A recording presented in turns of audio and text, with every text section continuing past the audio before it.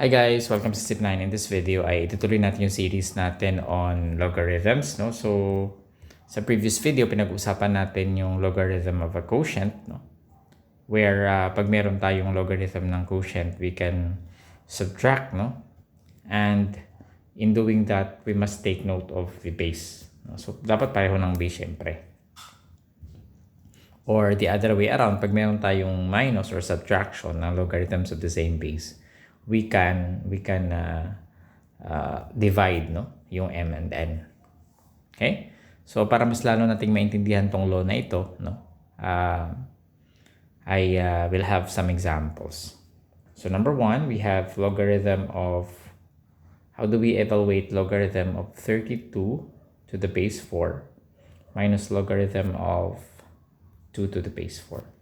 So, unang-una, pareho sila ng base. Ibig sabihin, nagka-qualify sila para gamitin natin yung law. No? Pareho sila ng base minus, meaning we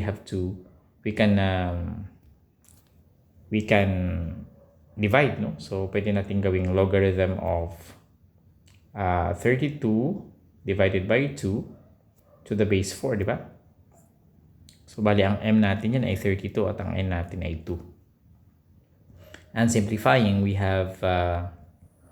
paano pag sinimplify natin yan? Magiging logarithm of, ano ang 32 over 2? That's 16, di ba? To the base 4. Now, naalala nyo yung ating notation, di ba? Logarithm of m to the base a equals x means this is the same as a raised to x equals m, di ba? So, meaning, pag ang given lang ganito, which is the same here, we are looking for the exponent of 4, no? Yung 4 natin, yung a, di ba? Yung x is exponent. Para maging 16 siya. Ito yung m natin, di ba? So, ano ang exponent ng 4 para maging 16? 2, di ba? So, because 4 to the 4 squared equals 16.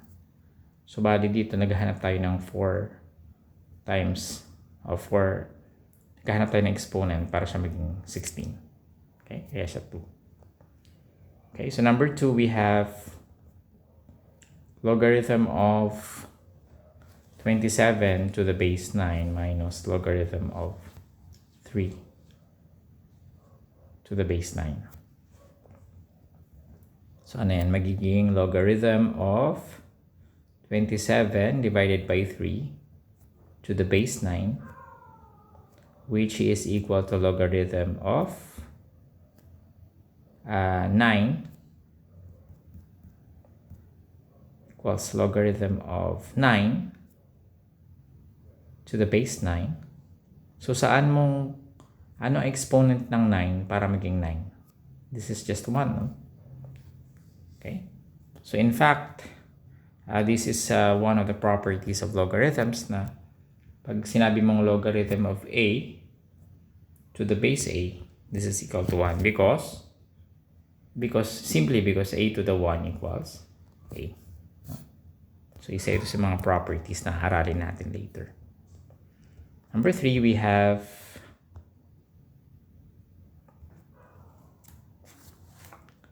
express as a single logarithm.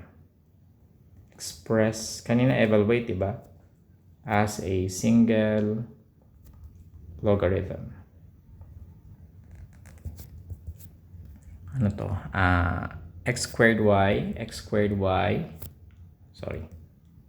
Ito na sa baba. Logarithm of x squared y minus logarithm of 2x. Okay, so wala siyang base kung mapapansin nyo. Pag walang base, pwede nyo lang kopyahin niya na walang base. Pero usually sa elementary algebra, sa high school algebra, pag walang base, ina-assume natin na 10 yung base niya. No? So base 10. So since wala siyang base, pwede lang natin kopyahin maging logarithm of x squared y over 2x, di ba? So ito yung m natin, ito yung n. Minsan may nakalagay na ganyan, no? So, but ito ina-assume lang natin na isang expression siya. So, magiging Well, we can simplify algebraically. Meron tayong x squared dito, meron tayong x. Makakancel yung isang x na lang matitira sa taas. xy, di ba? Over 2. So, ito na yun kasi hindi naman natin siya masisimplify pa, di ba? Okay, number 4. Last number. This is solving equation. Logarithm of 7x plus 3 over x plus 6 to the base 2 is equal to 2. Huh? Oh, sorry. Mali ako ng given. Anyway, binigay ko na yung sagot, no? But galing yan sa logarithm of 7x plus 3 to the base 2 minus logarithm of x plus 6 to the base 2 equals 2.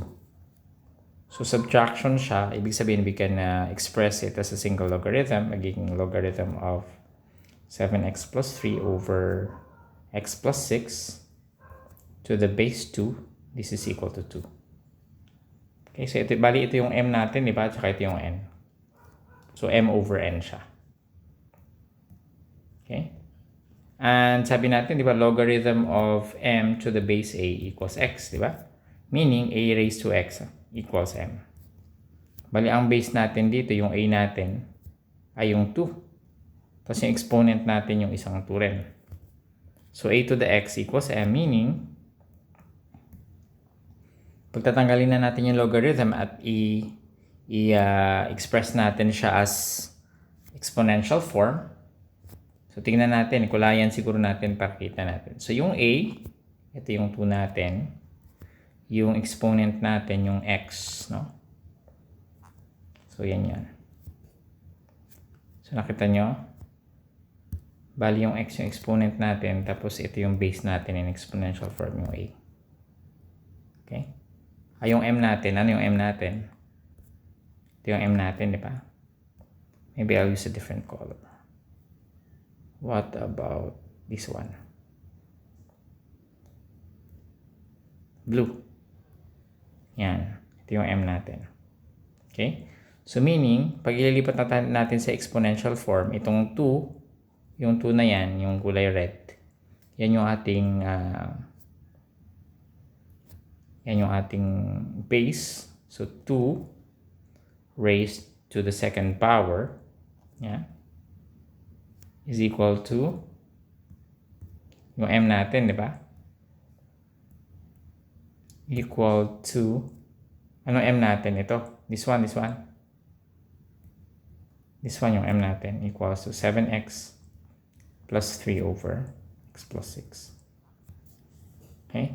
Or kung gusto nyo, pwede natin baliktarin. No? Sanay ako sa, nandito yung m sa kaliwa. Equals 2 squared, o pwede natin i-simplify 4 na, di ba? So, we have to cross-multiply, or ibig sabihin, we multiply both sides by x plus 6. So, para matanggal yung x plus 6 sa baba, multiply tayo ng x plus 6 dito. Multiply din tayo ng x plus 6 sa right-hand side, no? Ganun pag-equation. Whatever you do on the left-hand side, you also do on the right-hand side. So, pag nag-multiply tayo ng x plus 6 sa kaliwa, mag-multiply din tayo sa kanan. So, ginawa lang natin yun para matanggal yung fraction, di ba? Yung rational expression. So, magiging 7x plus 3 equals, paano to? Distributive property. 4x. 4 times x is 4x. And then 4 times 6 is 24. Okay, so solving the equation, we have 7x minus 3x equals 24 minus 3. Okay, so magiging na 3x pala. 7x minus 4x. Diba? So magiging 3x equals 21. Dividing both sides by 3. 3x over 3 was 21 over 3. X equals 7. Okay, so 7 yung ating value ng x. Pwede nyo i-try, no? Pwede natin i-check. So, logarithm of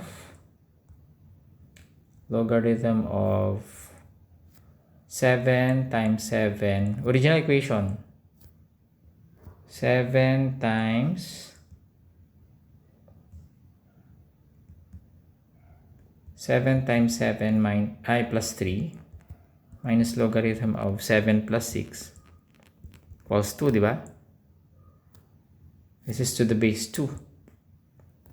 Ano ang 7 times 7 plus 3? It's 52, di ba? So logarithm of 2 to the 52 minus logarithm of 13 to the base 2 equals 2. Okay? Ano ang logarithm of 52 minus logarithm of 13 to the base 2? Pwede natin pagsamahin using the logarithm of a quotient. 52 over 13 to the base 2 equals 2. Diba? So, ano ang 52 divided by 13? So, logarithm of 4 to the base 2 equals 2. Saan mo i-erase yung base na 2 para maging 4? Doon sa logarithm of 4 to the base 2. So, this is 2 equals 2. Which means that we are correct. Okay, so sana ay may natutunan kayo dito. We will have many examples, no? Marami pa tayong gagawing examples, kaya don't be disheartened kung kayo ay medyo nahirapan kayo dito sa equation. Okay, maraming salamat. I'll see you in the next video. By the way, bago ako magtapos, gusto ko invite sa zip9.com yung ating website. At syempre yung ating YouTube channel, no? Invite ko kayo mag-subscribe. See you in the next video.